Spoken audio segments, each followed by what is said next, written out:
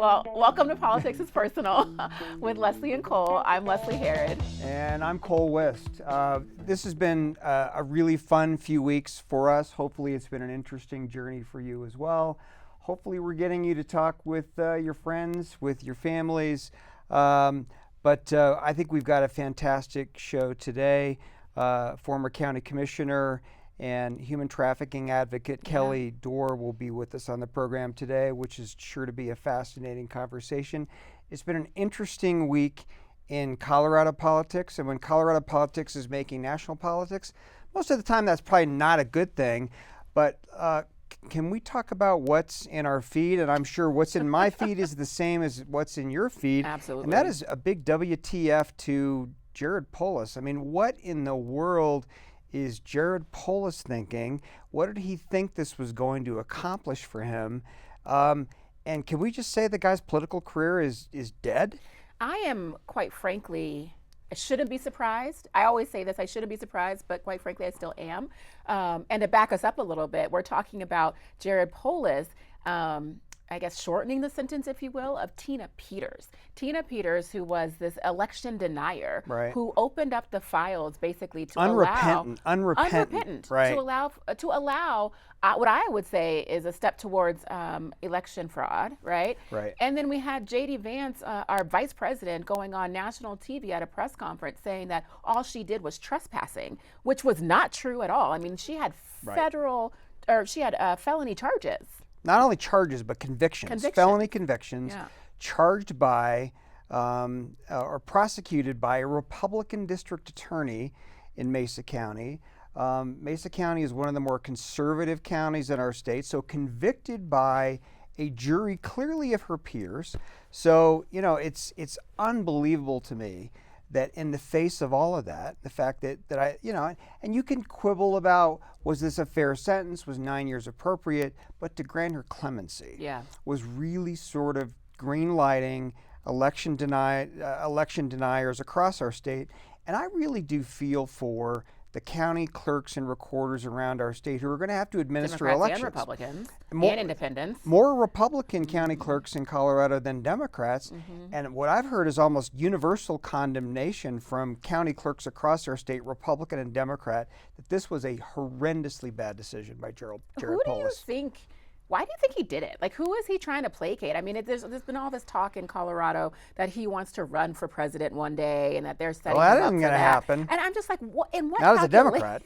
And what or anyone? What calculation did he think that this was going to work? He just got actually censured by the Colorado Democratic Party, and that's the Central Committee. I mean, that's people from representing all counties across the state came and voted to censure him for this move. Did a Polis staffer say, hey, you know, maybe we'll pick up some Republican support? It's sort of like, you know, newsflash, they don't like you, bud. I mean, they have never liked you. Right. They've never been a fan. Right. So politically was a head scratcher.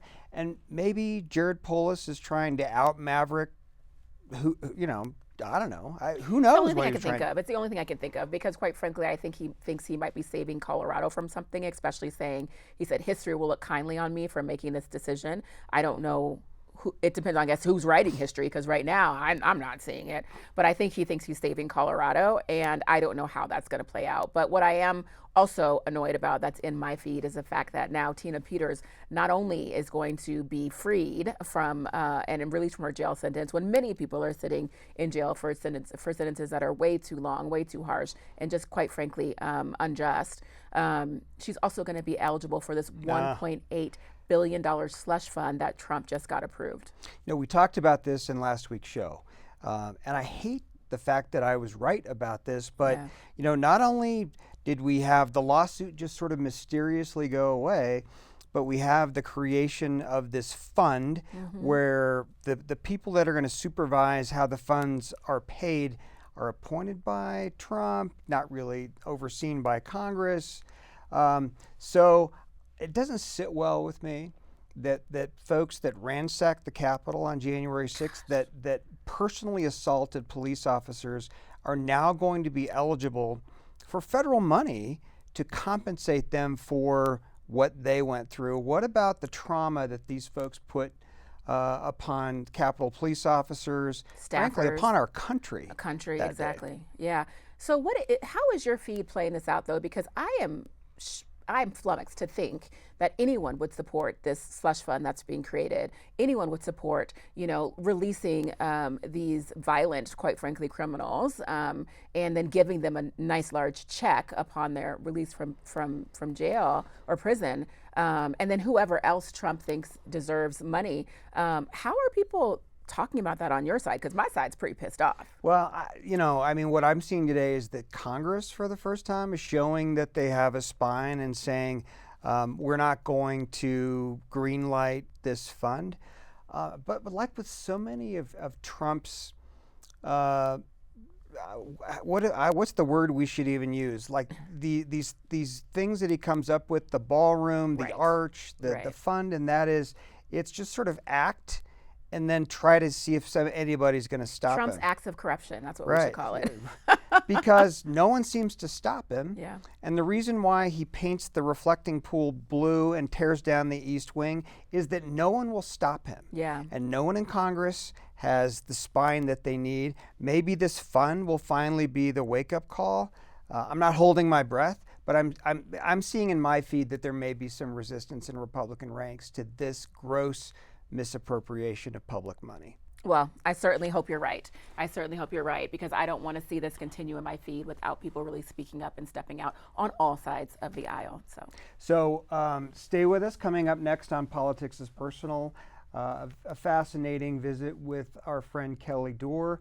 And just as a warning, this discussion will include topics such as trafficking, sexual assault. So just want to make sure that you're aware of that before you watch the interview. But come back and join us for Kelly Dore. Welcome back to Politics is Personal. We're joined today by my good friend and national superstar when it comes to the topic that I know we'll talk about today, but former elected county commissioner at the tender age of 35, which is something I didn't know about you before today. But Kelly Dore, welcome to the program. Thank you so much for joining us today.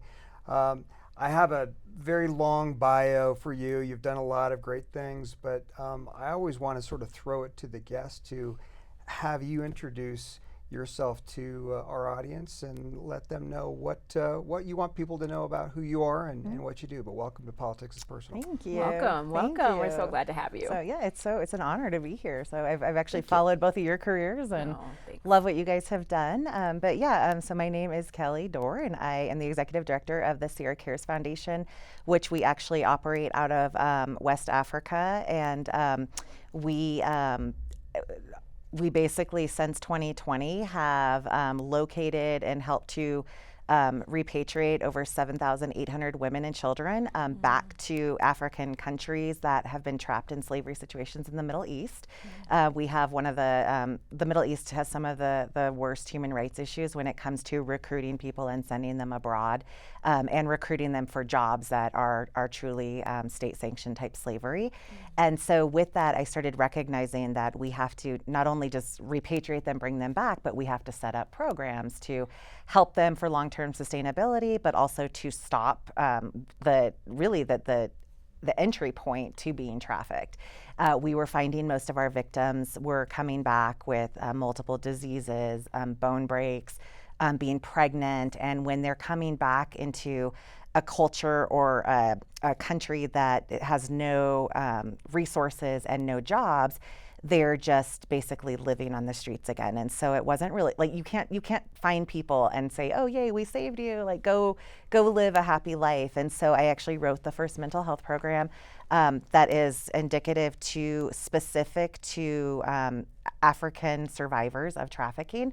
And it's being piloted and actually can be used for other countries and other organizations. But we have mental health, which was something we actually had to introduce and talk about, how to understand mental health, how to basically come and care for the person and stabilize them through stable housing and food sources. And then we have job training programs as well. So we actually have one of our big graduations at the end of this month. We have I think 45 migrant survivors that have gone through our training programs who are graduating. And so when they graduate, they get their graduation certificates, but they also get a care package that helps them for their sustainable futures. If they're in tailoring, they get sewing kits. If they are in the catering side, they get a bunch of baking materials and stuff. We also have a sustainable farm program that we're working on, and we really are trying to target the prevention now of girls and even boys being sent to other countries. I don't believe in like the white savior American mentality of running nonprofits. And so when all of my staff is from West Africa, they're all trained there. They help us implement and run the programs. And so basically I raise the money on the side. And so that's my passion. Like that's what I love to do. But that doesn't pay the bill. So I don't take a paycheck for running that. Only my staff there gets paid.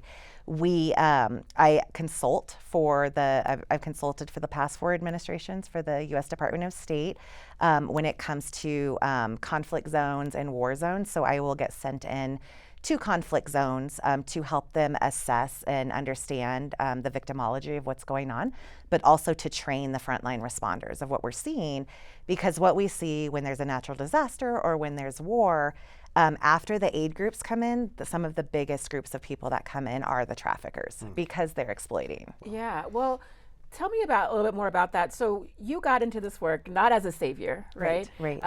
But because of personal experiences. Absolutely. So, I really enjoyed, and folks, you guys have to listen and watch your TED Talk. It's very powerful. And you talked about how people think human trafficking is so far away from us right here in Colorado or in the States, but you're doing work abroad and here. Absolutely. But what brought you to the work? So, I really think so. Part of it was my own personal story is I am a survivor here in Colorado. And really, when I brought my case forward when I was 14 and 15, when it actually went to court, this was 1993, and I'm aging myself, but we didn't have laws. We didn't have the TVPA law, the Trafficking in Persons law. So we didn't even have the language to understand what was happening. And so a lot of what I was talking about, I was like, well, it was my biological father and his acquaintances. And we'd go to parties and I would be allowed to go into rooms and have other men abuse me. And really, a lot of my grooming started around the age of 1 with him. Wow. And then, so most of my abuse and trafficking story starts from the ages of 1 until I was about 14. And really, when you are kind of born into a situation like that, and there's a lot of fear, there's some criminal elements going on, but also just a very abusive person who was not only abusing myself, but also my mother who had me very young, and then my brother. You kind of think that this is normal, and I grew up thinking that every little girl was being abused by their father, and I didn't know it wasn't normal until I was about 13. I was sitting in health class, and I actually grew up in Jefferson County, and was sitting in health class, and they were talking about the power of saying no, and rape and incest, and I didn't really understand that, but I was like, oh my gosh, that's what had happened to me. And I had said stuff before to my family, and I think really part of the issue is that the people around me and my family and teachers, they didn't know what to look for. Yeah. And they didn't know what to do with it. And so it was very much like, well, we don't know if what Kelly's saying is true, or did this happen? Did it not? Because I think part of the grooming process that happens, especially when you're targeted and being abused, is a lot of times they will focus on one person, and it's not necessarily the entire family. And so this is why we see victims coming forth where their siblings are like, hey, that didn't happen to me. But and so we have a hard time, I think, culturally recognizing it and believing it. But also, we are a culture of where we don't want to talk about the bad things in our families, and we don't want to shame them. And so I really had to learn how to navigate this. And we didn't talk about mental health a lot, even in the early 90s. And so I think my family just didn't know how to come around and support me on this, or even ask or talk about it. So almost when it happened, it was kind of okay, that was over. That's a part of the past. We'll never speak of this again. Not realizing how it impacted me going into college. And so I was the first from my biological father's side of the family to actually graduate. I graduated high school, but to actually go to college. Yeah. So I went to college. I was the first female there, and really within the first couple months that I was there, I went to a party. I had actually had surgery about a couple weeks before that, because I had actually had cervical cancer cells, and we realize now that that was probably from the abuse I'd had as a child. Right. And so, because at that point I was still, I had not chosen a sexual partner. So like, I guess conceptually, like I was still a virgin, but of my own choice, not what was taken from me as a child. And so when I went and had surgery, and so I was like still bloated. I went to a party in overalls, and I'll remember it was October 27th of 2000, and I was at Rams Village at CSU, and it was a football player party, and I came out of the bathroom. I just went in to use the restroom, came out, and 2 football players came in and held me inside the bathroom and took turns raping me. And so it really was this whole, trying to figure out who I was. And also my family, again, didn't understand it. There was a lot of shame around it for me, and then also the school, because they were 2 of the star football players at CSU. So you went forward. Yes, and so I went forward. But there was a lot of complications that came out of it, and so charges were actually never brought forward. And on top of it, I'd been drinking a lot, and I always felt that pressure of like, you can't come forward if you're not 100% clear. And so I didn't follow through with it, but my mental health just tanked. And so the family joke was my blood alcohol level was higher than my GPA that semester, and I look back and I'm like, gosh, like, I would never, like with my children now and what I know now, like that would have never been a joke, right? And we would have figured that out. But again, like my family didn't have the tools, or really we didn't have the verbiage to understand it. And so I went into social work, because I think a lot of us, when we've had trauma, we're like, hey, I want to figure out how to save everybody else. Not realizing that like if we don't stay on top of our own mental health and do the work ourselves, we're just going to mess a whole lot of people up, because we end up pushing our trauma right onto them. And so, but through that process, started recognizing I wanted to do more, and I really wanted to walk with vulnerable people and protect them. I started doing, I did an internship where I actually was working with juveniles up in the Larimer County and Weld County area who'd been sexually abused. And I really found that actually was triggering for me, because I didn't have the mental health support. And so I kind of, I was kind of lost trying to figure out where I wanted to be. And then throughout that time, I had a boyfriend, ended up finding myself pregnant at 21, came home from college with a baby, and just kind of was like forced to live my life and take care of a child. And my husband now, I met him when my son was 5 months old, but I didn't introduce him till later. So he stepped up and became a father, and like knew he wanted to marry me right away. And I was like, no, like I can do this on my own. I don't need a man to help me, all of this stuff.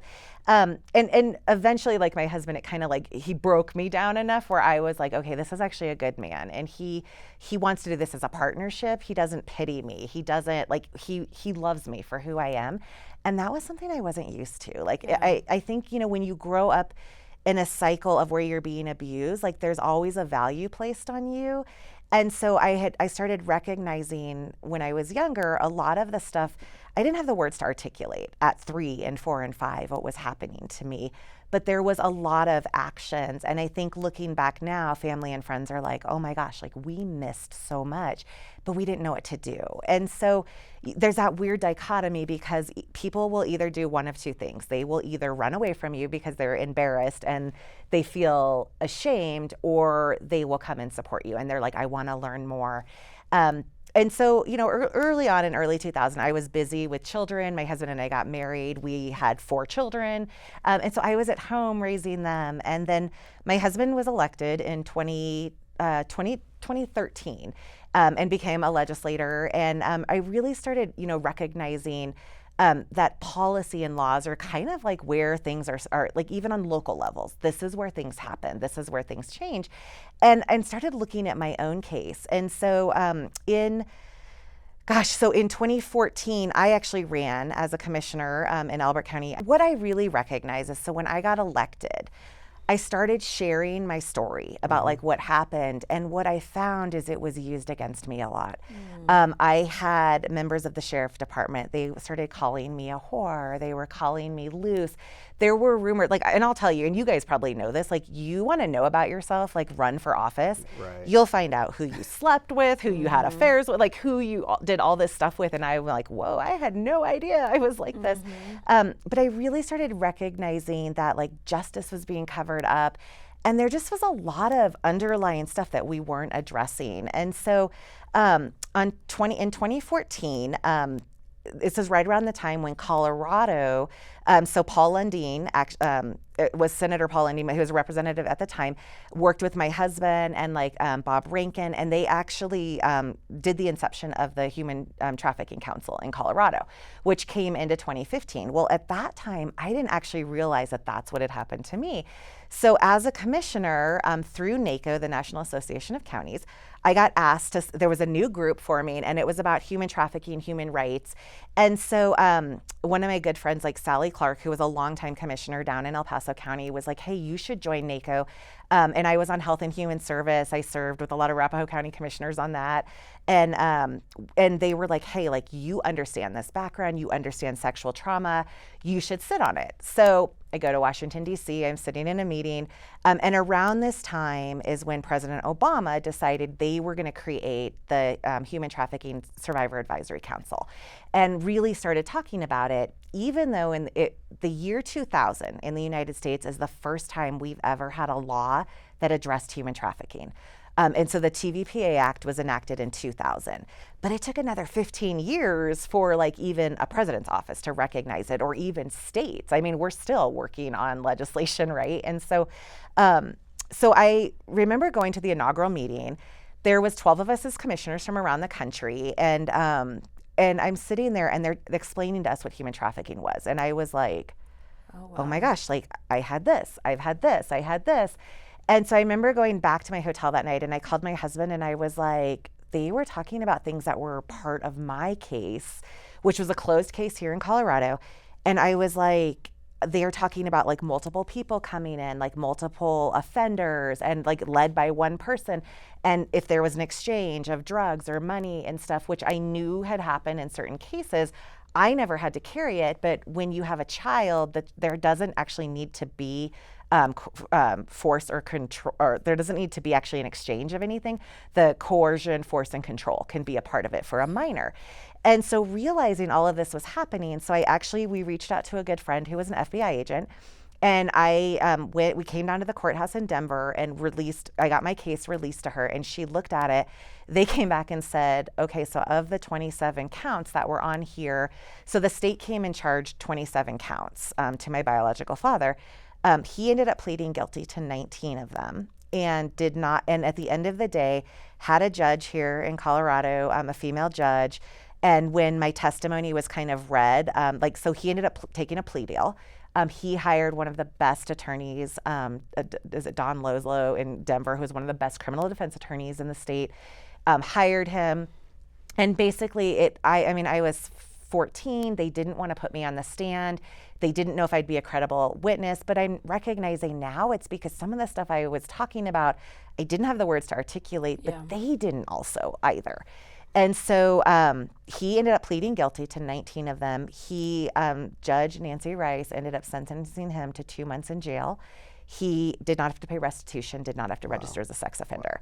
And so from that, I was like, there was just something in me that was like, how do we start changing this so that people like me can get their justice? So what does it feel, and thank you for sharing your story. It's such a powerful story, and the way you have taken that story and become an advocate for others.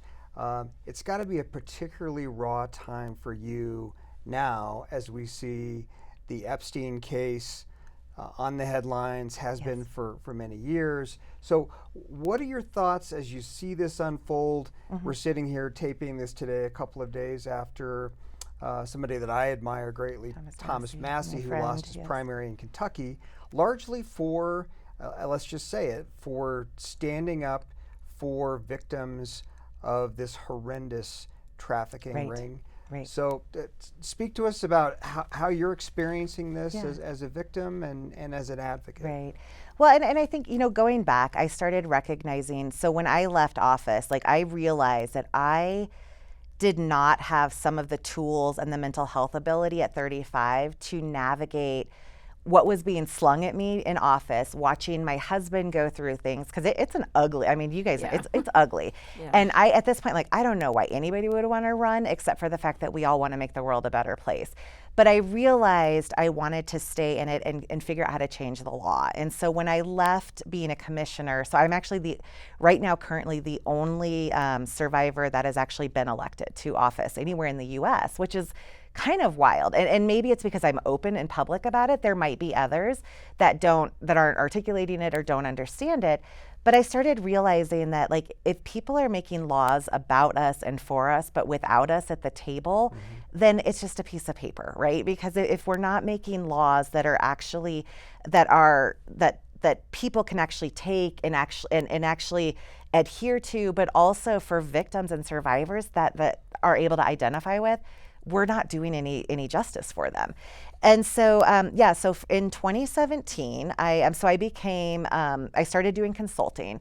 When I left being a commissioner in 2016, I got brought over to the Obama administration and was consulting for the Department of State on just trafficking, but also just getting them to understand the language and really how do we understand the nuances of it? How do we talk about the difference between sex trafficking and like prostitution side and the difference between children and adults, and then also sex work, and how do we honor dignity for everybody in this space?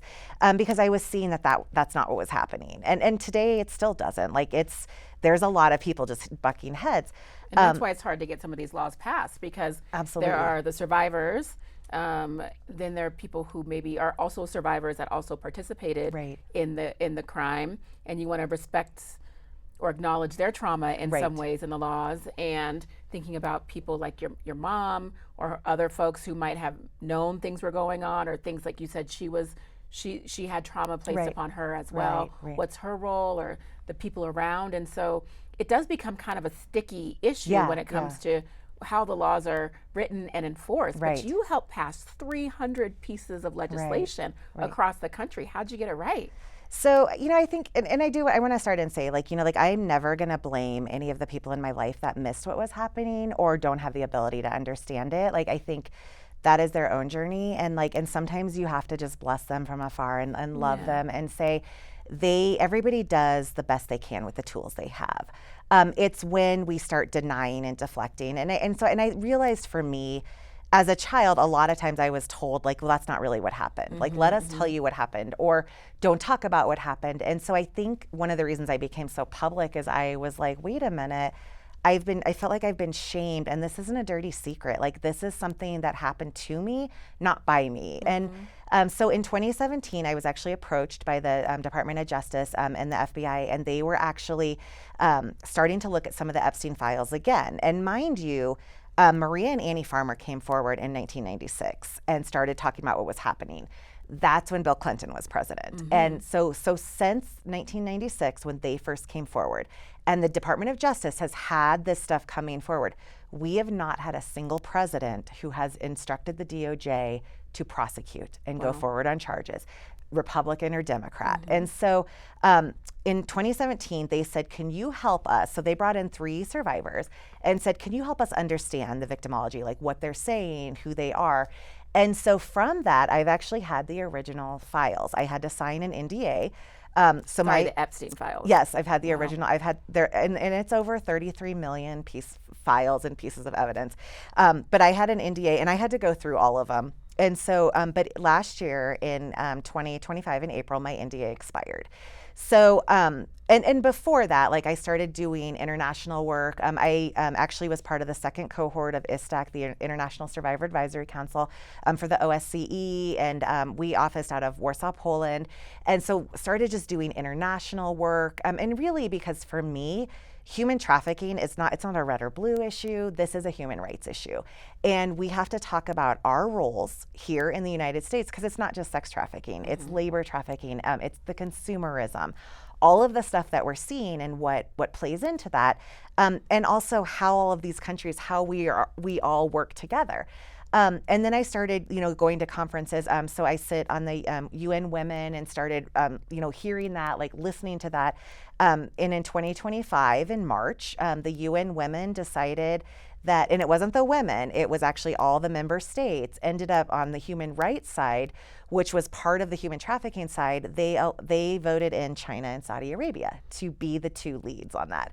And all of us were like, wait a minute, there's some of the most egregious human rights happening around the world. And so got involved in that. And then in July, I happened to be in Washington, D.C., doing a lot of policy stuff. And I believe it was July 14th, President Trump came out and said, there's nothing in the files. We're not going to release them. After he had kind of campaigned on it, after he had talked about it. And I really started recognizing How did that make you feel? Well, I was angry because I was helping them, but I was also like, what is happening? Like something had to happen here, right? Yeah. And I started recognizing these files are not just about sex trafficking. So sex trafficking was secondary to what we're seeing. The biggest things that I've been seeing through the files are, and there's horrific stuff in there, but it's the money laundering, it's the criminal enterprises. There are links, and when President Trump came out and said, we cannot release them because it will be a national security issue. What he was talking about is the fact that this is where a lot of these files include the usage of USAID funds and how our CIA and Israel Mossad, we created USAID years ago as a means to go into these other countries and thwart governments, thwart elections, take out dictators. So there's a lot of stuff that's going on, and there's a lot of financial stuff. And this goes all the way up to World Bank. And I had said for years, I was like, you want to know all the predators that are in these files? Go to the World Economic Forum in Davos, Switzerland. They bring in 3,000 trafficking victims a year, and it's a giant party. And this is why, Prince Andrew was there and all of these people. And I was like this, if you want to see what's going on, these are the parties, these are the secondary things. And you saw all this in the files, or you yes, were also these are all part of the files. Okay, these are all. Wow. And so then in July on the 14th, when President Trump came out, and I'm in DC, and I was like, oh heck no. So I called a couple representatives. I've worked with Chris Smith for a long time, Marsha Blackburn, Thomas Massey, and there was a lot of other people that have done a lot of good trafficking bills for us that we had run. And so really my policy side is I actually go in and help the congressional members if they want to pass a law or even write a law. We tell them, hey, this is what's needed. We write it for them because, we know when you're elected, you don't know everything about everything. So you bring the experts in to help you. And that's what I'd been doing. And so I remember walking out of the Capitol, and I went into Marsha Blackburn's office, and I was crying, and I was I'm so frustrated. And she was like, Kelly, I know, but there's greater things at play. So a lot of us have to stay quiet. And so she said, is that what she said? Point blank? A lot of us have to stay quiet? Because they were trying to figure out what was going on, right. I think, at that point. And this is brand new. And they're frustrated and trying to figure out all of this stuff. Well, so I ended up running into Thomas Massey walking down the hallway. And he's like, are you okay? What's going on? And I said, I said, I have the files. And he was like, you know what? Let's figure this out. And so with staffers from his office and Marsha Blackburn's office, that night we went and bought up 535 zip drives and went back to my hotel and downloaded the files onto every single zip drive. And then over the next 2 days, so the Wednesday and Thursday, walked almost 12 miles, but because it's huge, all the offices are far apart, walked almost 12 miles and personally dropped off to every congressional member the files. And that was July. So the last day was July 16th. So then on that Friday, I had to actually come. I was getting ready to fly home, and I got called to go have a meeting in the White House. And they were like, what are you doing? You can't do this. And I said, well, my NDA expired. So yeah, I can, and I don't owe you guys anything. Is Trump in the files? There's a lot of people in the files. Yeah, so Trump's name is mentioned. And what I do want to say over and over is that one of the reasons that the names just can't be released is because not everybody is guilty in there. And I think we have to always be very cautious because I have friends who are media people who were like, I'm in the files, but I had to go cover Trump's wedding to Marla Maples, and then also to Melania. And Epstein was there. Ghislaine Maxwell was there. I mean, Whoopi Goldberg is in the Yes, files. yeah, I've heard people. her talk about that. Well, and there's people that are, that have been included in the files. What we do know is we're able to separate the people who showed up at parties, right, or weddings, or who, from the people who actually were emailing back and forth. I'll tell you what's in the files. There's a lot in there about Bill Gates and Stephen Hawking and and what they did a lot at the Zorro Ranch in New Mexico. They had an entire thing where they wanted to create an ultimate race, and they were testing on people. I have survivors. There's over 12. Testing what? Well, there's over 1,200 survivors in the files, and I have, there's at least 200 who've come forward and said, we were forced to get pregnant, we were held as minors, and we don't know what happened to our babies. We don't hear about that on the media right. at all. No, because they're not going to talk about it. Wow. And so a lot of, it's much greater than just sex trafficking. And this is what I've said. I'm like, there were parties where, there was drinking of blood. And what's crazy is you see in Hollywood, right? So the movies like Eyes Wide Shut, some of that stuff is in there, but a lot of times when we see stuff coming out in the public that kind of makes its way out, it's based on something that somebody has seen. And the same thing with what was happening at the islands or what was happening at these parties. And I'll tell you, Epstein's Island isn't just the only island out there. You said there's right, and so and even a couple of years ago, so our former Secretary of State Antony Blinken, his own so he was actually he's the godson of George Soros. And and this is why Kamala gets put in to run as vice president with Joe Biden, because Soros was funding her 100%. When Biden comes out and wins, what we know is Soros says, this is what you're going to do. You're going to put Kamala here, and then they shift the funding over. And this happens all the time, right? Like political PACs do this, they shift stuff around. Well, we actually were able to tie, so Antony Blinken grew up with Ghislaine Maxwell in Paris, France, but also were schooled in the UK. Their fathers were close friends and were some of the most prolific known pedophiles in all of France. I am a little bit shocked that you are so forthcoming with us right now about this issue. I mean, I got left in the Ukraine to be bombed and get my way out, and they think it was part of. So really though, are you afraid? No, I mean, I think it's one of the reasons I'm very public, and I try to be very smart about it. I mean, I know my husband sometimes, who's a former representative and a lawyer, is like, ooh, but I also believe that if we don't talk about the truth or what's happening, and I also watched for years a lot of the QAnon stuff that came out, where I think the problem is when people get a little bit of information and then they run around with it, it can cause a lot of harm, especially in the trafficking movement too. And we were we know for sure, there were not underground pizza parlors in DC, right? We know that. What we do know is, were there certain symbols being used to identify children? Absolutely.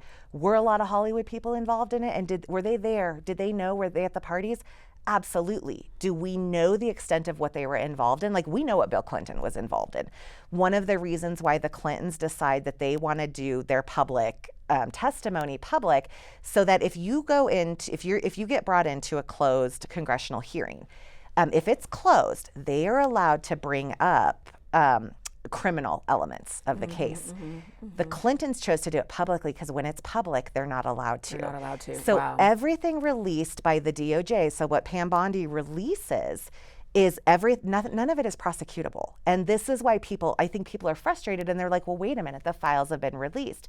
No, they have not. What's been released are things that the statute of limitations has gone out. They don't have the victims coming forward. One of the women I'd been working with and I talked to her 2 weeks before her death, Virginia Goife. Her brother lives actually here in Colorado and has been a huge advocate for her coming forward.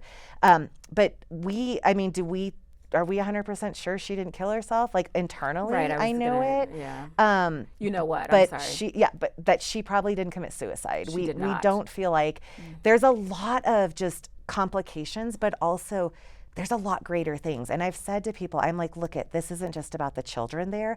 what most of the people in the files are afraid of is what the systems it's going to expose, the government corruption, the security stuff that's been going on, how our government has, with Israel mostly and also the UK, have gone into governments for decades and thwarted governments. Like, we've put dictators in and then we've had to take them out when they don't listen to us. Like, it's all about world power and control.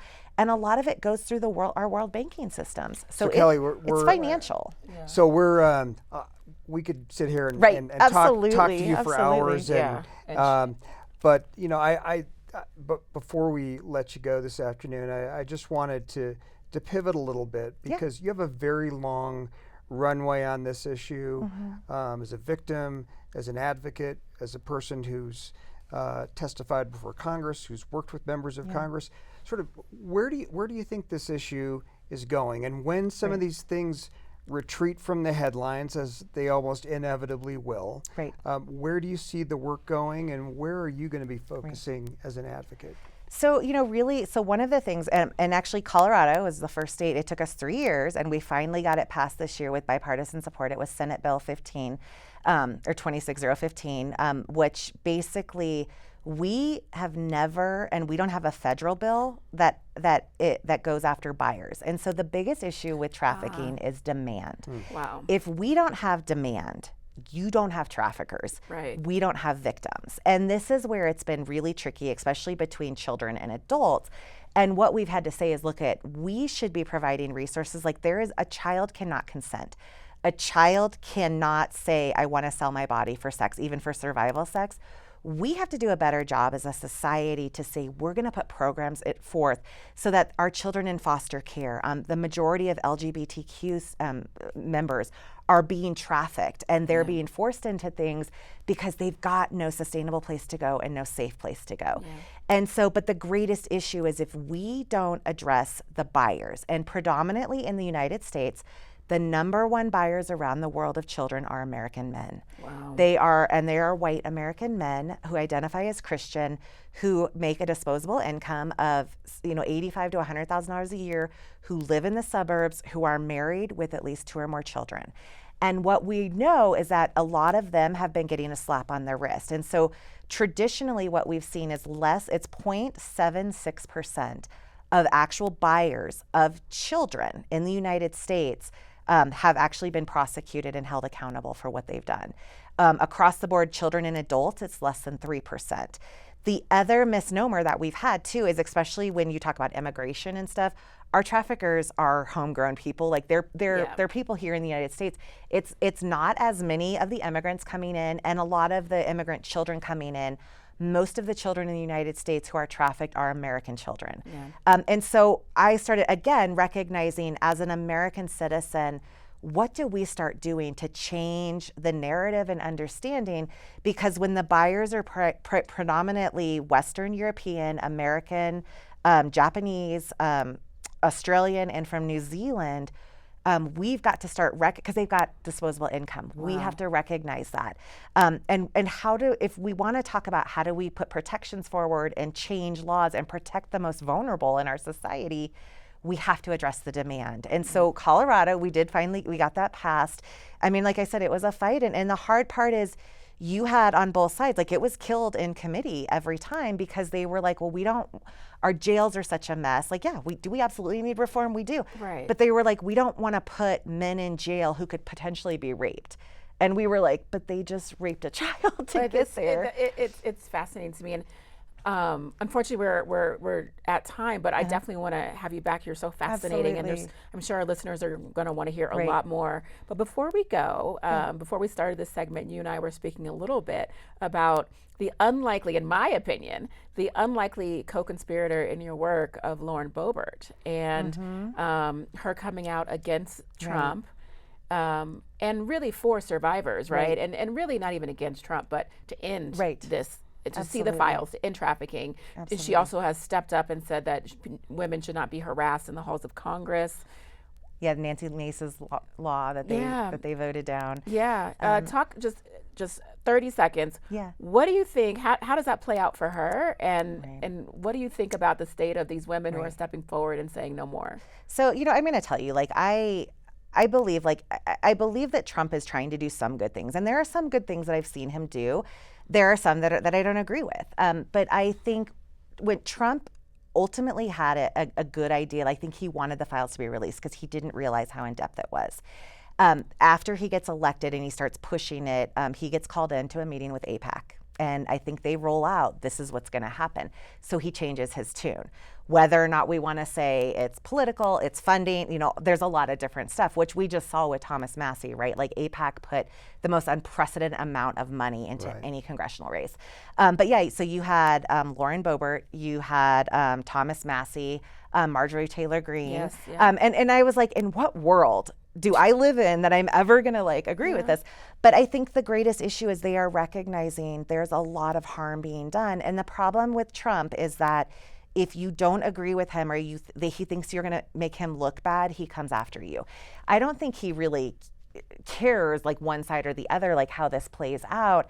But I think that the rhetoric coming forth and the people attacking Lauren Boebert now, it's going to be really hard, I think, for her to come back from. But I will tell you, I haven't agreed with her 100% as a congresswoman. I do respect the congressional members who have the guts to come forward and say, no, we've got to start protecting our most vulnerable. And if we're not going to do that, what do we stand for? Does she keep her seat?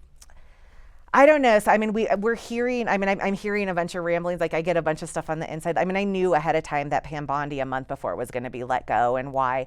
I think Representative Boebert, if she does, right now I think she does, but I think at some point it's going to get more difficult, and I definitely could see her stepping aside and then letting someone else come in as well. I don't know how you speak out against the Trump machine. And even we've talked about Melania. We know Melania was brought over as a youngster recruited by Paolo Bertoli. And so are there elements of trafficking? Absolutely. But people, if they don't want to see it and don't want to understand it, it's really hard to get them on board. And so I think, publicly, we actually have a federal version of our bill, the bill here in Colorado, that's going to be introduced in the next couple of weeks. We have incredible bipartisan support. Rep. Niels out of Texas, and then also Rep. Jayapal out of Washington. So two extremes are able to come together, and they're bringing people together saying, you know what, and we know by November, if we don't get this bill passed federally, we won't have another shot. Okay, well. So. Thank you so much for coming on today. Absolutely. If our listeners want to reach out to you or find out more information about how they can help in this issue, where should they go? So my website is www.sierracaresfoundation.org, and it talks about what we do, but they can also sign up for our newsletter. In our newsletter, I also talk about a lot of the policy stuff that we do here in the United States as well. Thank you. So thank you so much for having me on, and hopefully we continue these conversations and these topics. Absolutely. Well, stay with us. We'll be right back and tell you what's bugging us this week. And we just want to say, again, thank you so much to Kelly Dore for coming on and for sharing her experience. And wow, what an explosive conversation we had. I could have sat there for so much longer. Fascinating, and hopefully to be continued. To be continued. I've got a lot of questions. Well, now we will go into the segment, What's Bugging You? We know our listeners have a lot that's bugging them. We want to hear from you. Feel free to send us in your videos about what's bugging you. And today we're going to hear from Rob Dure. Here's what's bugging me, is there aren't more politicians that are against war. Not against a specific war, like a Democrat coming out against the Iran war, but against war overall. Against the money that's spent, against its lives that's killed. How come there aren't more politicians on either side of the aisle that say, hey, war is bad for the common person and we should be finding other solutions to it? I'd like to see more of that. It's bugging me that there aren't more people who are willing to come out against war generally. Wow. Great topic. That is a good, especially coming off of the last segment we had and really talked about, the U.S. involvement across the world. And I'm a military brat, and so same. I was born on an Air Force base. I was born on an Army base. Which one were you? Carswell Air Force Base, Fort Worth, Texas. Fort Worth, Texas. We lived down there for a little while. I was born in Nuremberg, in Germany, and my mom was an OBGYN, and really fed our families and got ourselves through college, through the military. And, while I am a strong liberal Democrat, I consider myself a Truman Democrat when it comes to war efforts, because you know what, sometimes there is a need for U.S. intervention, but I do feel like it should be as far towards the last case scenario as possible. We shouldn't be rushing into wars or just deciding, I don't like this guy, so I'm gonna have a war. I mean, the instability that we know is going on right now because of kind of, I think, I don't want to use an inappropriate word, but just please use an inappropriate word. Come on. Harebrained maneuvers and just rushing into war without having a plan or exit strategy is not what I believe in. But I do believe sometimes we do need to engage in these international interventions. Leslie, I compare and contrast what we saw with World War II, and I had the awesome privilege of being able to go to Normandy and to see the beach where D-Day happened. It was such a powerful thing, and we were legitimately fighting against fascism and totalitarianism when we fought World War II. And like you said, there are times when our country needs to exercise its military might, but there needs to be a thorough vetting of what the mission is. And so many times with the current situation in Iran, with what happened in Iraq, with so many of these quagmires that the United States continues to be sucked into, and that is the objective, is the mission clear, or are we sending men and women in uniform into harm's way without that being completely fleshed out? And unfortunately in Iran, here we are again. Yeah. And I think about Memorial Day weekend, right? Right. And so here we are thinking about and honoring those who have served and who have lost their lives in the line of war. And quite frankly, we don't want to see those numbers that we've seen in previous wars happen again, quite frankly, and especially not in needless wars where we're losing our brothers, our sisters, our family members in armed conflict. And so I think, while I would say I do wish there was a world in which there were no wars, I also believe that sometimes it's worth us stepping up and fighting to protect the democracy, the American values, and also some of the things that we heard about in the previous segment to make sure that people can live free from trafficking and harm and these egregious human rights violations. One of the lessons learned in Vietnam was that we were going to include Congress in discussions about the exercise of war powers. That issue is at the forefront again, and that is, and we've had Republican and Democratic presidents who have exercised military power without congressional consent. So I think it's time that we once again have a conversation as a country about what needs to happen before we send troops in. I'm glad you brought up Memorial Day. I'm coming up on the 1-year anniversary of my father's death last year, and my dad was a very proud Air Force veteran, served our country in Vietnam. And I think, for folks like my dad or for our veterans, and frankly, as an aside, I think the way we treat our veterans in this country is appalling. And watching what our family went through just to try to obtain some benefits for my mom, after my father passed away. But, there are so many ways that we could be doing right by veterans in this country in terms of making sure the mission's clear when we send folks in, but after they complete service, making sure they have access to health care, making sure that we treat them with dignity, that we give them the support that they need. And mental health services are so vital for our veterans. So, as we are coming up on Memorial Day, you come from a military family too. I mean, are we aligned on that? What do you think about that? 100%. I was actually talking to my youngest brother, Adam, who is currently serving and is at West Point now. I'm so proud of him. But he was the kind of young kid who was a little bit of a fuck up, I'm not going to lie. Yeah. And love him. And he joined the military because he had a child early on and just thought that was the way to go.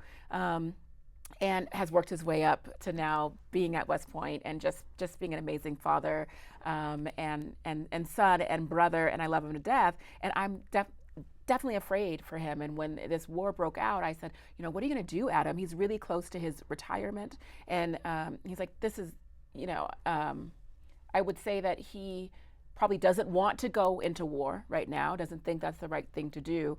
But if we were to be in armed ground conflict, he said he would be there with fighting with the soldiers, because he needs to make sure that people are there that are trained, that know how to respond and are responding appropriately, and have the skills that he has, so he wouldn't let folks go in alone. And I just thought, wow, what honor, what honor you have, Right. and what an amazing human you have become and you are today, to know that if you are needed, you will be out there. And I know that there are so many service members like that. And when he comes home, and while he's there, he needs to have access to good mental health care. He needs to have access, and the families, right, to trauma care, because that is what he sees.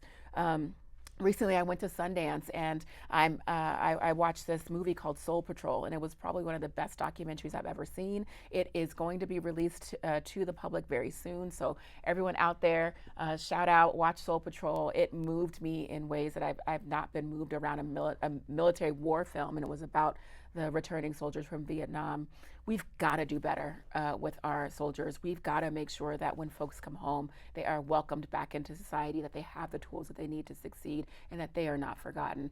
And so as we think about this Memorial Day, I hope we all center in on that, and Democrat, Republican, Independent, across every aisle, that we can say we need to be doing more. Couldn't agree more. And this shouldn't be a partisan issue. Yeah. Supporting our men and women in uniform. So I really appreciate your comments on that. Well, it's always good sitting with you. I know that's all the time that we have here today, but another episode under our belts. Under our belts, and what an episode it was. So I just want to thank all of our listeners. Thank you all so much for being here today.